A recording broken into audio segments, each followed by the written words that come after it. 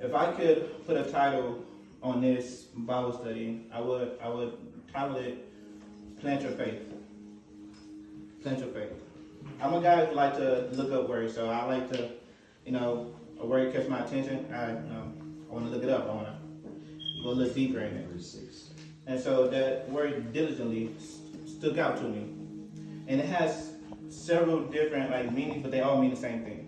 So the word diligently meant to search, investigate, crave, demand, require, to seek after, to seek out, to seek carefully, or to search for.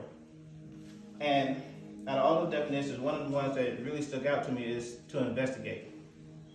Now, I'm not no detective, I don't got no badge, I ain't no officer, nothing like that. But when I think about investigating, I think about looking for the clues that a normal person, they just walk over. I want to go a little bit deeper into something that, when we come across it, our number options, we're not trained to look for specific things, we just miss over it. But a real detective, a true investigator, somebody who's trying to find a clue and trying to find out something, he searches a little deeper. He looks a little further. He does a little more to find and pinpoint exactly what he's trying to get to. In Jeremiah 29:13, it says, "And ye shall seek me and find me, when you shall search for me with all your heart." And in life, I feel like, talking from me, there have been so many times where I come across situations and I say, God, why am I here? Why did you put me in this specific place?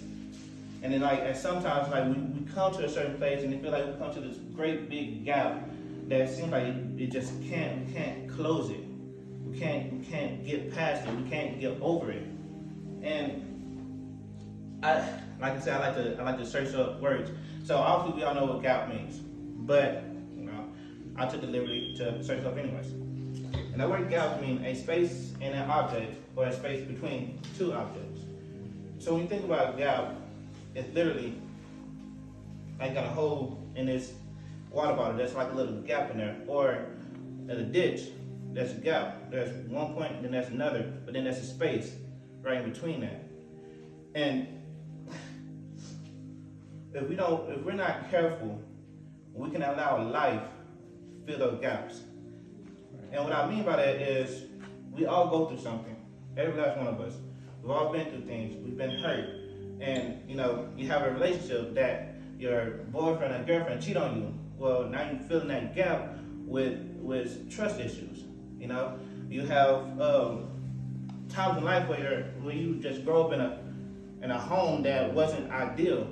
And now you have bitterness filling in those gaps. Now you have anger filled in those gaps. And you're feeling all these things in that gap. But the thing about a gap is that since there's space, there's room to work. There's room for something to be done. And sometimes we look at these gaps and we instantly start to complain and we ask God why this or why that. But could it be that in certain situations, in certain things, God allowed certain gaps in your life so he can just move and so he can make room and so he can organize things, so he can move things around in our lives. And we so quick to point the finger at God and saying, God, why? God, why? God, why? And God said, you just hold on. Just trust me in this moment. I'm trying to rearrange some things here. I'm trying to take some things out. There's room for me to move. But you're trying to fill these gaps. You're trying to fill this space with everything that you're going through in life. And I get it because life is tough. Life is hard. Life for me have not been the easiest. Now, I just be real with y'all. Life for me has not been the easiest. And a lot of times, I filled that void with something that I shouldn't have filled it with. And instead of allowing God to do what he wanted to do in my life, I instead say, you know what? I'm just gonna do my own thing. I'm gonna do something completely opposite of what God wants me to do, and I'm just gonna do whatever, And doing that, it got so close to me just wanting to pull out of church, so close for me to just want to pull out in general. I like to think about, it's funny because we talk about Joseph, a couple of times. And, we think about Joseph and, we often, the only thing Joseph did was had a dream. That's it, homeboy had a dream. Next thing you know, everybody's out to get him. His brothers came like, hey, you got this dream? Nah, I don't like that dream. We're gonna cause harm to you. We're gonna sell you. We're gonna do this. We're gonna do that. And Joseph went from having this dream to being a royalty. And through all that time, he could have looked at that little space where when he didn't understand, when he didn't know what was going on, he could have looked at that and said, God, like, the dream the things you promised me, the things you showed me, like, it's not lining up. I don't like where this is heading, so I'm gonna do my own thing. But he didn't do that. He trusted God in that gap. In Isaiah 55 and 8 through 9, for my thoughts are not your thoughts, neither are your ways my ways, said the Lord. For as the heavens are higher than the earth, so are my ways higher than your ways, and my thoughts are higher than your thoughts. Sometimes God allows these gaps on purpose, because if we can figure things out on our own, if we can do it on our own, we begin to take God out of it. And we say, nah, I did this. I'm the reason why I'm here. I worked my butt off to get from this place to this place. So God didn't do nothing for me. I did this for myself. So God will literally do certain things in your life to where he literally says, like, no. I want to get the glory out of this. Because it's easy, to just rearrange some things and be like, man, like, I don't want to bring my sister into this. She ain't here. She'll be all right. My sister, I love my sister to death, but she's for a long time, she smokes a lot. I tell her, like, girl, you're addicted to smoking. I can quit anytime. I will put it down and quit. If you can quit at any moment, do it. She can't. And she try to trick herself into believing that she can. And I found myself, I'm representing myself a lot, because this not only is a Bible study, but also it's kind of a testimony of what God has done for me. But I found myself a lot having that mindset, I can do this on my own. I can get out of certain situations on my own. I can grow in this area of my life on my own. And I found the hard way that I can't. I need Jesus more than anything else. I need him more than anything else. And when I began to understand that, that's when he started to remove things and replace them.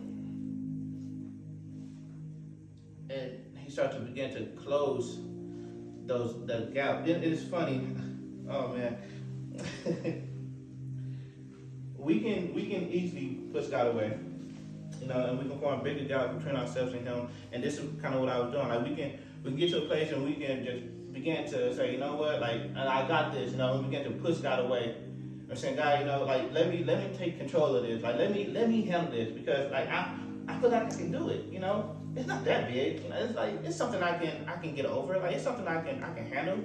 And we began to like create a bigger space between ourselves and God. But the thing about God is, no matter how big the gap that we create between ourselves and him, in an instant, he can close it. So no matter how far you think you are gone, and how far you think you are, like you're just, God is over here and I'm way over here, so I want to get close to God, but since I've done so much, like I can't really pull myself closer to him, and I want to get close to God, but like I'm so stuck in this, like I can't pull myself to him. And God, like just trust.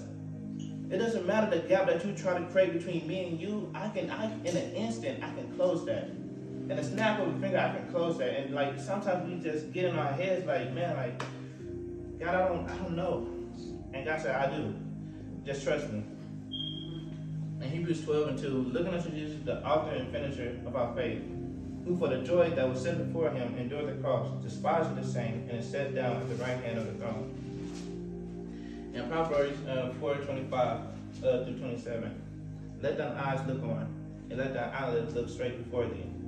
Ponder the path of thy feet, And that word ponder, again, I like to look up words, sorry. But that word ponder in this text means to prepare and to weigh mentally. Prepare and to weigh mentally. We, instead of trying to draw closer to God and just prepare ourselves for the things that God is doing in our lives, we stray away from it. And I know everybody in here, like, we all good apostolics, right? Nobody in here got problems, right? Everybody in here just living life on the holy side, right? Nobody in here is sinner, right? I just want to make sure everybody's holy and Throw the first one. But sometimes we forget to prepare ourselves. You know,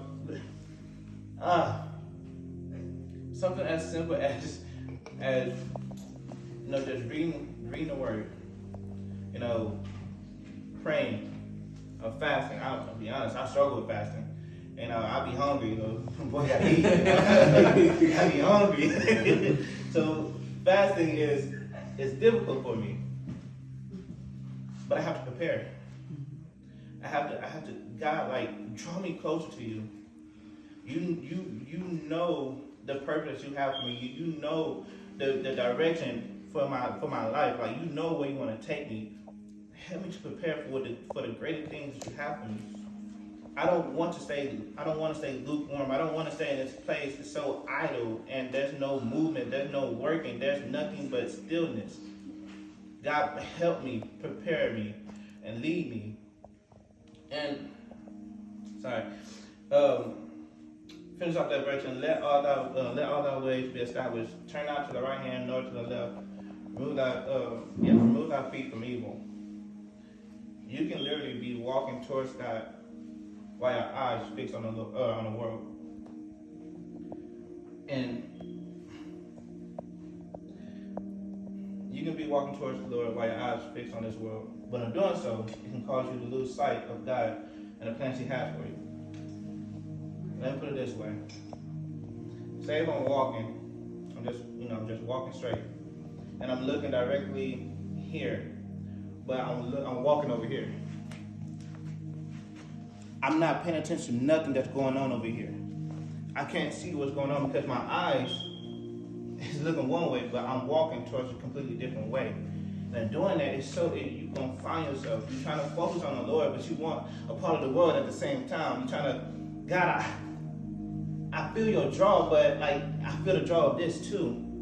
And what happened is you're literally looking that way, but walking that way, and you're saying at one point, some point, you're just going to get completely off track. And when you get completely off track, at one point when your eyes was looking at the Lord, when you was focusing on the Lord, now you're starting to walk away. Because really, you're not focused on the Lord. How can you be focused on the Lord if you're looking at Him, but you're walking a completely different way? You've been drawn a completely different way. So now your whole everything is going to be turned that way. And the Lord is over here, but you're walking over here. In a spiritual sense, if I can put it this way, mentally, you're creating reasons to loosen standards and to accept things that take you away from God. Yes?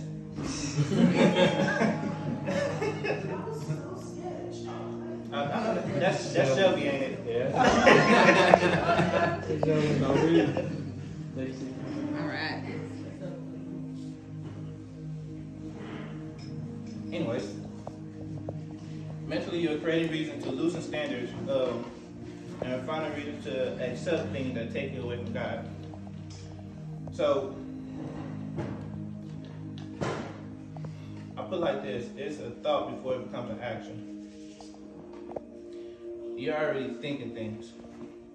Just because they haven't happened yet, we go to church, we see each other on the pew, we think everything all fine and dandy. Oh, hey, brother Toby, oh, hey, sister Shelby, since you're so late. And we look at that person and we think like, oh, like they're fine, they're here, they showed up. But mentally, we have no idea that they're creating a million reasons stop coming to church. And it's easy that I'm speaking it from experience, y'all. Like I'm gonna be real with y'all. You know, like y'all, I came here a couple months ago, so y'all don't really know me like that. Y'all know me, but y'all don't know me. You know, so I'm being real with y'all. Like I was here at this place where it became acceptable to me. I made it become acceptable to me to just when I miss one church service, I'm like, I can miss another one. That's fine. You know, nobody's gonna notice, but they notice. And it's not because they want to bounce you around like, get in church. And man, sometimes people done that to me. But it's your soul that's on the line. It's your soul. Your relationship with God is on the line. Your walk with God is on the line. And if you have a brother and sister that look at you and say, hey, miss you at church Sunday. I ain't see you at church Wednesday. That does so much. And yeah, you know, I created, you know, me being me, I created, oh, you know, I overslept, or I ran out of gas, or, you know, my leg hurt. Just creating all these reasons to make it acceptable for me to miss church. Make it acceptable for me to say, you know what, God, I'm gonna put you on the back burner. That's a very, very dangerous place. Tell y'all a quick story, true story. At this time in my life, I began to get so low and just so like disoriented. My relationship with God was going downhill quick, rapidly. And I not only did I get lazy in the spiritual, but I got lazy in the physical. And I don't know, like if you know me, like, you know, I clean, okay? Like every chance I get, like I'm cleaning my room, like I'm making sure everything's clean. Like I live with my brother, and that guy's not clean. And I like consistently washing dishes. Like I like to be clean. At this point in my life, you know, I got off work, I got home, I jumped on the game, and I played the game all day for the rest of the day. Went to sleep, you know, got off work, came home, played the game all day. That was just my life. You know, I ordered food because I was too lazy to go out, you know, so I DoorDash food, and literally, like, I have bags of food here, and bags of food here, and I had sodas here, sodas there, but I'm on the game, just playing the game. And I remember this vividly. One day I got home from work, and I was going to play the game, and I sat down on my couch, and I looked around, and I felt so strongly the Lord just say, Toby, this is what your relationship with me looks like. A complete mess. A complete mess. Because you're trying to play this part, and you're trying to convince everybody that you're okay, but everybody see that you're not. And it's sometimes like it's so easy to convince your brother or sister that you're doing fine. But you ain't convincing God that you're doing fine. He knows you're not. He sees you right where you are. He knows you're not doing fine. And so we can try to lie to ourselves. We can lie to our pastor. We can lie to our mom, dad, our sister, brother. We can't lie to God. He knows where you are. Right.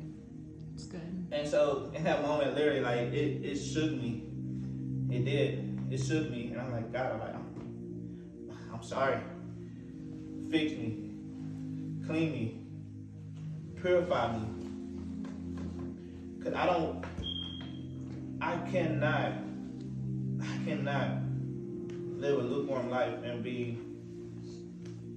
this is acceptable, but because, I mean, it is what it is. That's that mindset, it is what it is. But God, if I'm going to do this, like, I want to be completely sold out. This is, y'all ever watch that movie, Onward? Anybody know what that movie is? Yeah. Onward? You know what the movie is? You know, it's literally like Two little blue looking people. Yeah. Now it's clicking for everybody now. Okay. So it's a. Give me a second. Anyways, going back to my notes, I jumped completely off. For we walk by faith and not by sight. I know y'all know that scripture. But we walk by faith and not by sight. It's only possible when we have our eyes set on the Lord and walking towards the Lord. Our minds made up that we will follow him wherever he leads. Going back to that movie Onwards, there's a scene in that movie that really I had thought about when I was studying this, and yeah, it's not in my notes, so. I wrote that. But as I was reading this, I was going over my notes today actually, and I read that for we walk by faith and not by sight, and I thought about this particular scene, and him and his brother comes to this huge thingy where they on one side, but they have to get to the other side, but there's no bridge there. It's just a huge empty space. And the little brother like, hey, like, you know, what is that? He's like, well, I mean, if you fall down there, like, you're done. Like, you're just gonna keep falling. There's no saving you. He said, well, what's the lever to get on the other side? And, well, they looking for the lever and they look up and it's all the way on the other side. And so he felt like, oh, well, you gotta create a bridge. And, you know, sorry, it's kind of magic, you know. I'm not promoting witchcraft.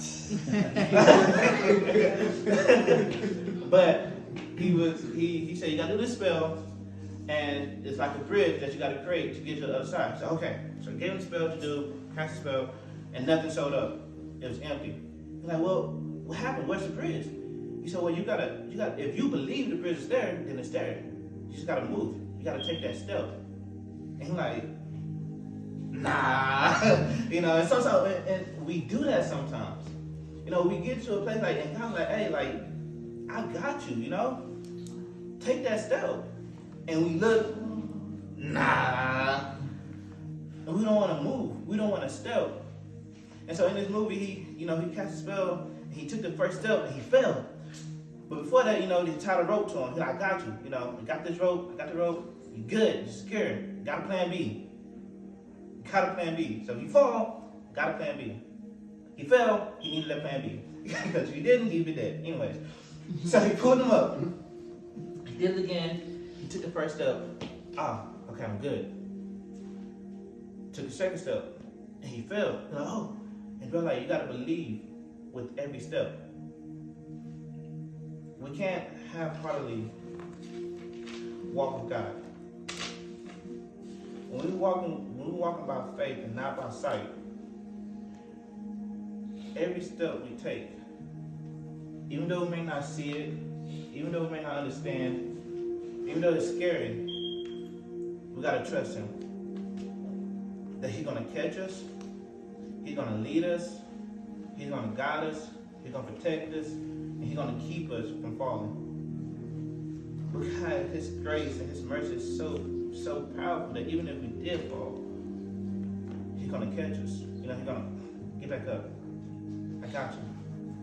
And halfway through him getting to that point, the rope fell off. He said, la la la la la la. You know, I can do this all day. Like, it's fine, it's fine. And we're like, don't look back. Keep going. Don't look back. Keep going. You're like, man, I'm feeling great. I can do this all day. Not knowing that the rope is completely gone. Like, he's just in the middle of nothing. Wow. He don't have that thing, that plan B that he had. That thing to fall back on if things went south. He didn't have that no more. So he had no choice but to trust God.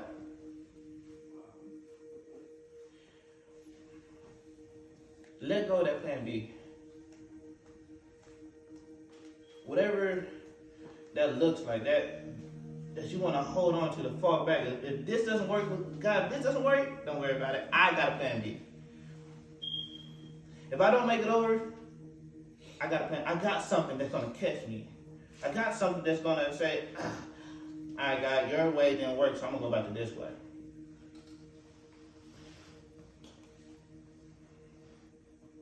That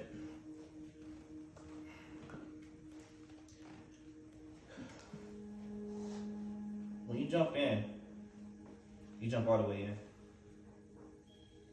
Don't make an excuse to say I'm gonna go a different route if things don't pan out. Don't make an excuse and say, God, like I know you say you're gonna catch me, but I'm just not comfortable. He ain't called you to be comfortable. God, this is all great and mighty, and I feel your love, and I feel your touch, and I know you're holding me, but just in case things don't go the way that I'm hoping it goes, I'm just going to turn back around. We have to give him our all. and you step in firmly and say, God, this is scary. Literally, each step, I'm creating a bridge that only you can hold me. Cause I'm literally in an open, in the middle of nothing.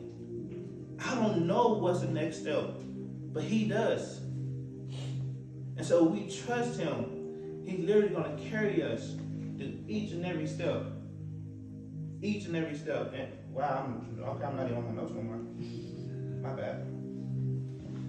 No matter what we do, we have to keep our eyes on the Lord more than ourselves. I'll repeat that. No matter what we do, we have to keep our eyes on the Lord more than ourselves. At the end of the day, we want to make it about us. We want to make it about Toby. I've done that. Try to make it about Toby. It's not about Toby. Devote yourself into following Jesus, because He is worth it. He is worth it. In John 10, 27 through 28, my sheep hear my voice, and I know them, and they follow me. I give unto them eternal life, and they shall never perish, neither shall any man pluck them out of my hand. In Philippians 3, 13 through 14, brethren, I count not myself to have apprehended, but this one thing I do, forgetting those things which are behind, and reaching forth unto those which are before me. I press towards the mark for the prize of the high calling of God in Christ Jesus. We cannot get to a point where we take a step forward and take a step back. Repeat that. In Exodus, the Lord said, Exodus 14:15, the Lord said to Moses, what for Christ down to me, speaking to the children of Israel, that they may go forward. And to fully understand this situation here, you got to understand what's going on. If you know the story, you know that Pharaoh and Egypt, or that situation, Pharaoh is chasing after Israel, and the Red Sea is just there. So they here in this place where people are chasing behind them, and the Red Sea is stopping them. And it's easy to come to a halt, just stop. And we're like, all right, I don't know what to do, so I'm gonna just chill here. And God said, hey, I'm gonna create a way, just go. Just go. Sometimes it feels easier to just stand in one place when we're surrounded and out of options. And like I said before, I've been there, I've done that. I was in a place where I felt like I was out of options. I didn't know what to do, and I just allowed myself to just do whatever. But no matter the past that's behind us or the unknown of the future set before us, we have to keep moving forward. But faith alone is not enough, and this is where I want to take things a little. Faith alone is not enough. And whenever God told him to just stay, to move forward, He also commanded Moses to lift up his rod and stretch forth his hand over the sea and divide it. And that's when the children of Israel shall go through. We have to put action behind the faith. We say, I believe, but where's the faith that follows? What's the action that follows that? God, I have faith that you're gonna do something, but where's the action that follows that? And James 2:26, for as the body without the spirit is dead, so faith without works is dead. Faith itself is important, but the first step, faith itself is very important. It's the first step, but with faith, action has to take place. Going back to Hebrews 11:6, but without faith it is impossible to please Him, for he that comes to God must believe that He is, that He is the reward of them that diligently seek Him. In Matthew 13:31, there's the parable of the mustard seed, and I know. This little seed, the smallest seed there is, one of the smallest seeds, can grow to something big. that mustard seed faith is important. But if you don't plant it, if you don't give it the necessary light, if you don't water it, if you don't do these things, if you don't put it into action, it's never gonna grow. Put it this way, your faith was never meant to stay as small as a mustard seed. It's all, now y'all wanna wake up, okay. I was telling everybody's like, yeah. Sorry, but yeah, your faith was never meant to stay as small as a mustard seed. It's meant to grow. It's meant to be something greater. It's meant to be something bigger. But he that comes to God must believe that he is. And John 9:35, Jesus heard that they had cast him out, and when he found him, he said to him, does I believe on the Son of God? And he answered and said, who is he, Lord, that I might believe on him? And Jesus answered, thou hast both seen him, and he is he that talketh with thee. And he said, Lord, I believe, and he worshiped.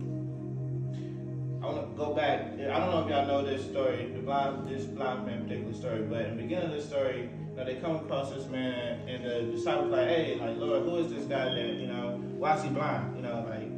Who's saying, like, was it him? Was his mom? Was his dad? Like, why is this man blind? And he's like, no, it's none of their fault, but it's for me to show my glory.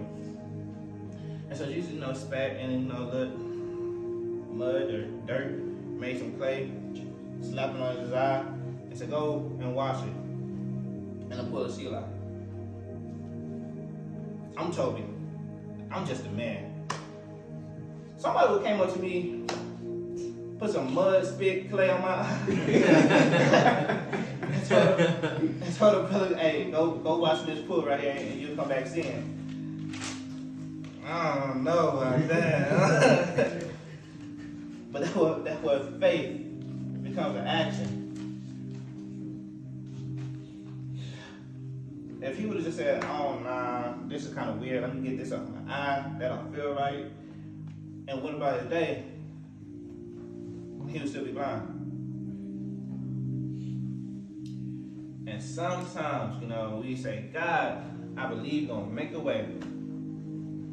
I believe you're gonna show up in my situation. I believe you're gonna free me from this addiction. I believe that you're gonna take this away. I believe you're gonna do these things, but we stand still in the same spot.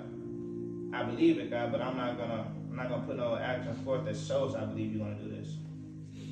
I trust in your word, but I'm not gonna put no action forth that shows I trust in your word. I know you're the great and almighty God, but I don't trust you like that, so I'm still gonna do my thing right here, because this is where I feel safe. And that right there, that supernatural, I since I don't quite understand it, I just rather stay blind.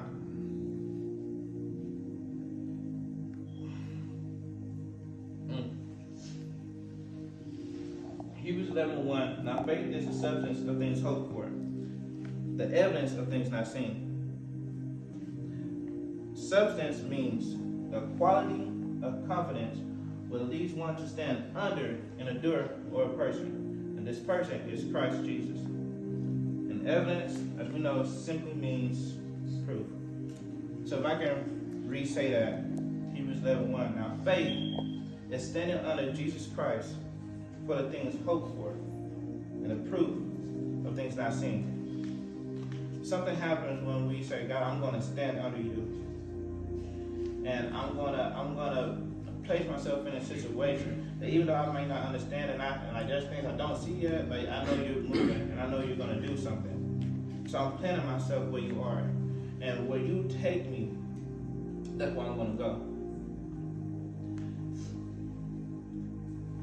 Think about this weird little analogy.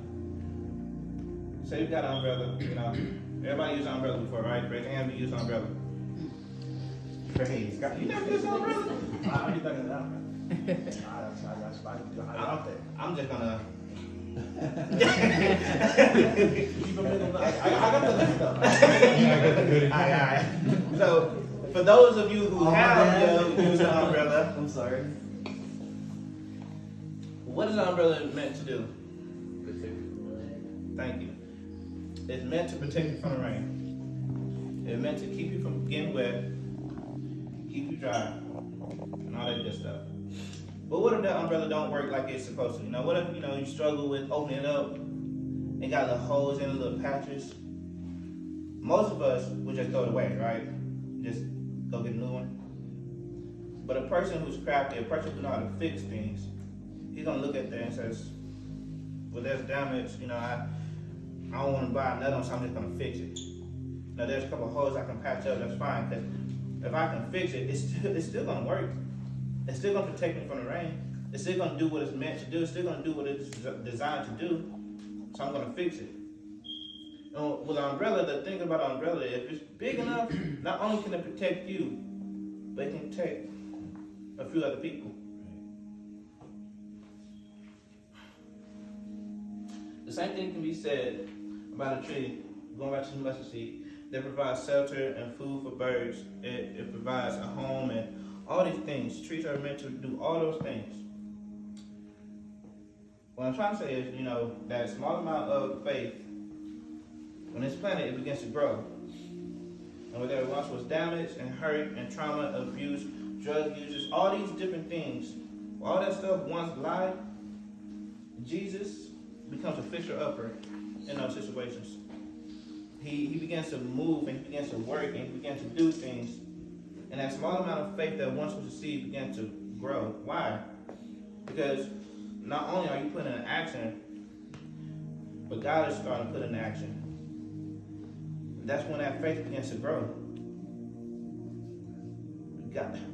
Whenever you begin to trust God, God said, oh, okay, I see you down there.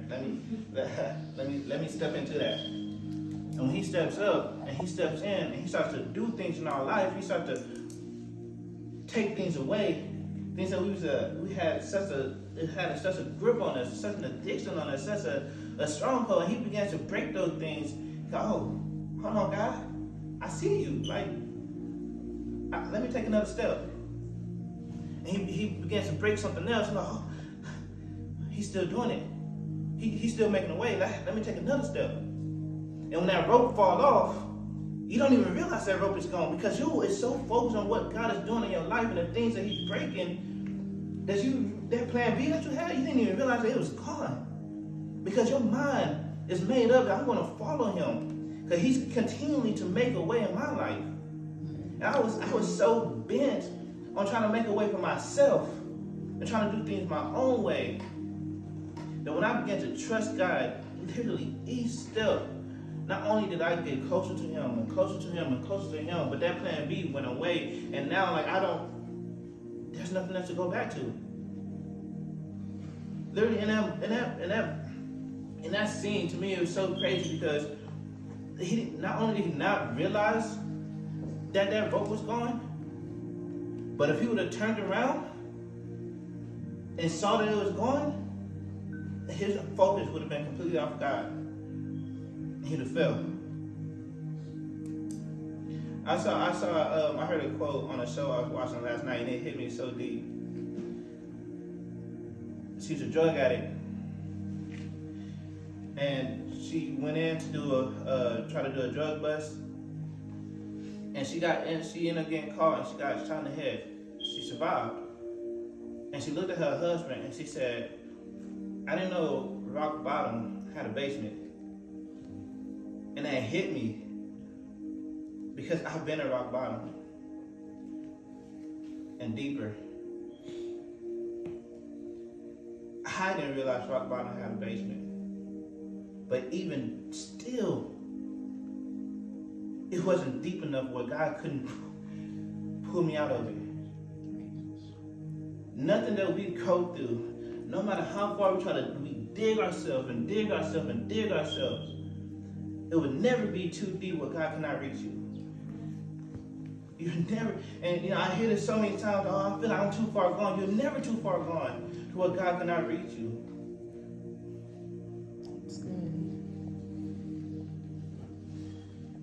And I'm done after this. Sorry, guys. Keep going.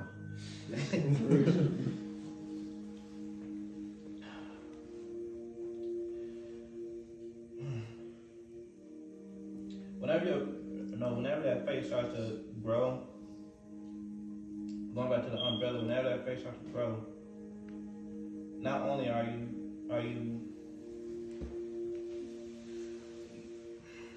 begin to affect people around you. Guys, you know, we're all hyphen age, you know, young adults, you know. We got some youngest back there too. But we have to understand, we have to realize that there are people that are looking up to us. And some of them might be older than us. You know, we all here, you know, young adults, you know, there might be a woman who's 40 years old and struggling, but she's looking at Adam and saying, man, like his worship, I love that. I want that. Your faith is not just impacting you, but it's impacting the world around you. Each and every one of us.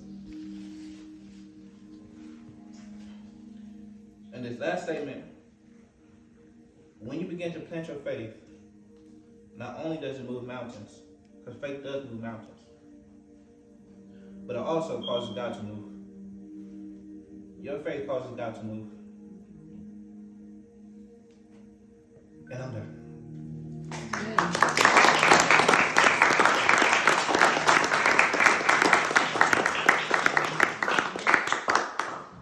I don't got nothing else to say. I'm done. That was good. That's a good word. Well, let's just get one more round of applause for Toby.